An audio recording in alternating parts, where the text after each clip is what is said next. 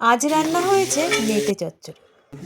আজকে পুরো খাসির দোকান থেকে পুরো মেটেটাকেই নিয়ে চলে এসছে। দেখতেই পাচ্ছ কত বড় মেটেটা, আর তার মধ্যে চর্বি ভর্তি। আর মেটে চচ্চড়ির মধ্যে যদি একটু চর্বি না থাকে একদমই ভালো লাগে না। আর এটাকে কেটে বেছে ধুয়ে দাদাভাই করে দিয়েছে, আমি আবার এইসব হাত দিই না। দিয়ে কাটতে ধুতে থাকুক আর আমি পেঁয়াজগুলোকে কুচি কুচি করতে থাকি। আর মেটে চচ্চড়িতে না বেশি পরিমাণ মতো পেঁয়াজের খুব প্রয়োজন হয়, কারণ পেঁয়াজের ওপরেই কিন্তু মেটে চচ্চড়িটা হবে, আর কিছু তো লাগবে না, পেঁয়াজ দিয়েই মেটে চচ্চড়িটা করব।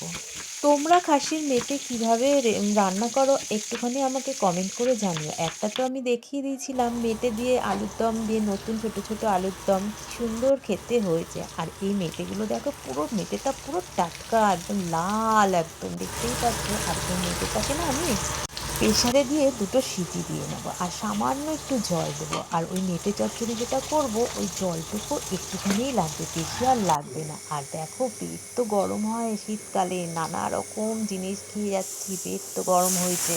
তাই পেট ঠান্ডা করার জন্য তিনজনে একটা একটা করে ডাব খেয়ে নিলাম। আমি কিন্তু শুধু একা খাচ্ছি না, শাশুড়িও খেয়েছে, আমি খেয়েছি, আর দাদাভাই খেয়েছে। আর ডাব খাওয়ার পরে ভেতরে শ্বাস আছে নাকি সেটা দেখার জন্য দাদাভাইকে বললাম একটু কেটে দেখো। আর দেখো, তিনটে ডাব আছে, এই একটা ডাব আর এই একটা ডাব কাটছে, এই দেখো তিনটে ডাব।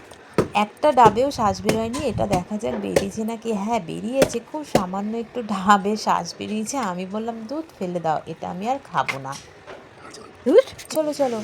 কড়াইতে তো তেল দিয়ে দিয়েছি, আর একটা শুকনো লঙ্কা দিয়েছি, এলাচ দিয়েছি, একটু গোলমরিচ দিয়েছি, আর দারচিনি দিয়েছি, লবঙ্গ দিয়েছি একটা। এদিকে দেখো গ্যাসটাকে বাড়াচ্ছে, আরে পুড়ে যাবে তো। পুড়ে গেলে কি হবে বলো তো।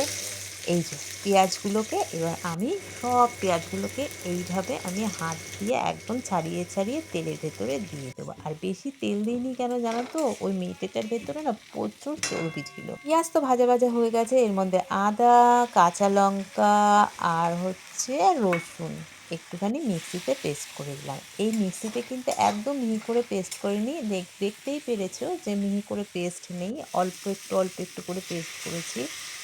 এবার মেটেটাকে দিয়ে দেবো, দুটো মাত্র সিটি দিয়েছি, বেশি কিন্তু সিটি দেবে। এর মধ্যে জিরের গুঁড়ো দিচ্ছি, ধনের গুঁড়ো দিচ্ছি, সামান্য কাশ্মীরি লঙ্কার গুঁড়ো দেবো, আর হলুদের গুঁড়ো দেবো। কারণ হচ্ছে কালার যদি না হয় আমার খেতে ভালো লাগে না, তাই কাশ্মীরি লঙ্কার গুঁড়ো দিলাম। আর যেটা না দিলেই না, নুন। নুন না দিলে তো কোনো টেস্টই হবে না।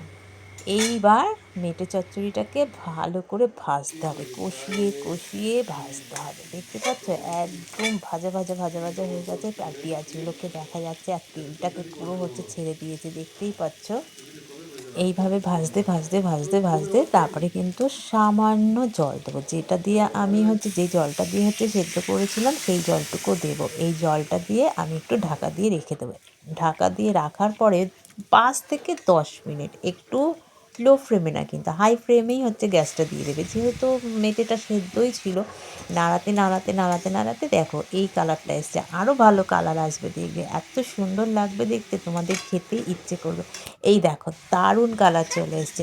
আমার মেটে চচ্চড়ি কিন্তু কমপ্লিট হয়ে গেছে। তোমাদের কেমন লাগলো একটুখানি বলো। এটা গরম ভাতেও খুব ভালো লাগবে, পরোটার সঙ্গে ভালো লাগবে, রুটির সঙ্গেও ভালো লাগবে।